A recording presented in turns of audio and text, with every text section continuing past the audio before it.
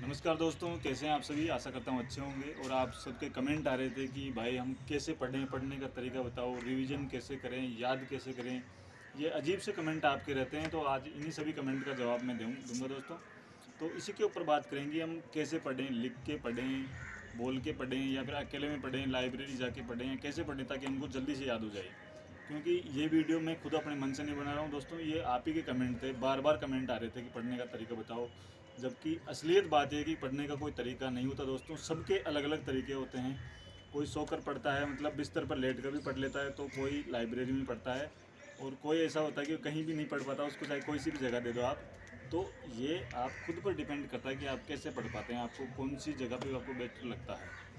अगर मैं आपको बताऊं कि मैंने कैसे पढ़ाई की, तो दोस्तों मैंने कोचिंग नहीं की है, सेल्फ स्टडी की है। और बात करूं मैं राजस्थान पुलिस की, तो राजस्थान पुलिस में आप भी बिना कोचिंग लग सकते हैं। आपके सामने मैं खुद हूँ जो बिना कोचिंग लगा हूँ, तो आप भी लग सकते हैं। बिना नोट्स दूसरों के यूज़ किए भी लग सकते हैं, किताबें पढ़ के लग सकते हैं। तो आज बात करते हैं कि पढ़ाई कैसे करें, याद कैसे करें ताकि हमें याद हो जाए, सिलेक्शन हो जाए, इसके ऊपर बात करते हैं दोस्तों। तो मेरे हिसाब से दोस्तों, जहाँ तक है आपको लिख कर ही याद करना चाहिए।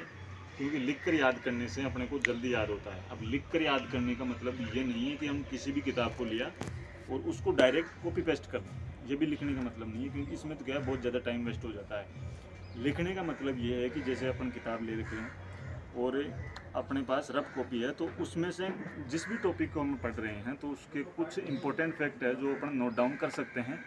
ताकि इससे क्या है कि अपना ध्यान बना रहेगा उस पर। लिखने का मतलब सिर्फ इतना ही है दोस्तों।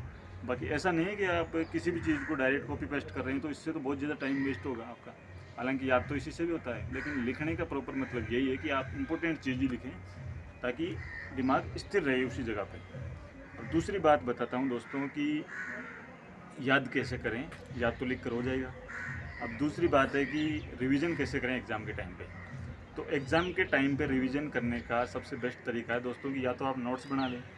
अब आप में से कई लोगों के तो मैसेज ये भी आते हैं कि नोट्स मिल जाते हैं क्या, मिल जाएंगे क्या आपके। तो इसी के ऊपर मैं आपको बता दूं कि दोस्तों मैंने कोई नोट्स वोट्स से तैयारी नहीं की है। तो नोट्सों के पीछे भागना बंद कर दो। ज़्यादातर जो 12वीं पास करके नए स्टूडेंट जो आते हैं, वो बड़ी बड़ी कोचिंगों का नाम सुन के नोट्सों के पीछे भागते हैं। तो मेरा उनसे यही कहना है, और सभी यही कहते हैं, और ये सत्य है दोस्तों। एक दिन हम भी आपकी तरह ही थे, नोट्सों के बारे में सोचते थे, लेकिन वो अब पता चला कि नोट्सों के बारे में सोचना गलत था। और मैं आपको यही कहूँगा कि आप नोट्सों के पीछे नहीं भागें। अगर नोट्सों से आपको इतना ही प्यार है तो आप खुद के नोट्स बनाएं।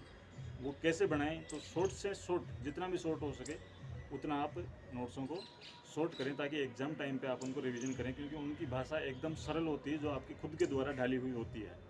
तो नोट्स ऐसे बनाएं और उनको एग्ज़ाम टाइम पे सिर्फ रिवीजन करें दोस्तों, और कोई भी चीज़ अलग से नहीं पढ़े एग्ज़ाम टाइम पे।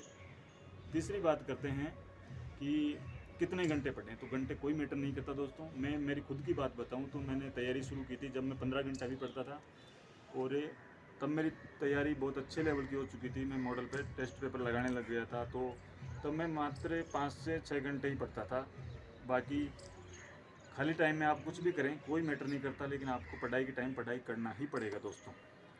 और ये नहीं है कि आप 8 घंटे फिक्स पढ़े, 10 घंटे फिक्स पढ़े तो आप नौकरी लग जाएंगे। कोई ज़रूरी नहीं है। 4 घंटे पढ़ने वाला भी नौकरी लगता है, और 10 घंटे पढ़ने वाला भी नौकरी लगता है। और नहीं लगना होता जिसको, वो 15 घंटे पढ़ के भी नौकरी नहीं लगता दोस्तों।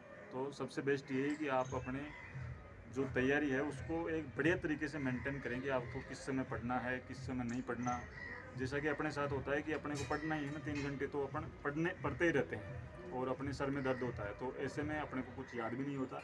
तो मेरा कहने का मतलब ये है कि ऐसी जब स्थिति आ जाए कि सर में दर्द हो रहा है या कुछ परेशानी हो रही है, मन नहीं लग रहा, तो उस टाइम आप मत पढ़ो, कोई दिक्कत नहीं, रिलैक्स कर लो 10-15 मिनट। और जैसे ही आपका मूड ठीक हो जाए पढ़ाई का, तो फिर वापस पढ़ने लग जाओ। तो इस तरीके से अगर आप पढ़ते हैं दोस्तों, तो आराम से आप मान के चले कि 1 साल के अंदर आप किसी भी सफलता को पा सकते हैं दोस्तों। इसके अलावा बात करें कि बुक तो मैंने आपको बताई दी, और इसके अलावा अगर कोई भी बात हो दोस्तों आपकी, तो आप कमेंट करें, मैं सभी का रिप्लाई करता हूँ।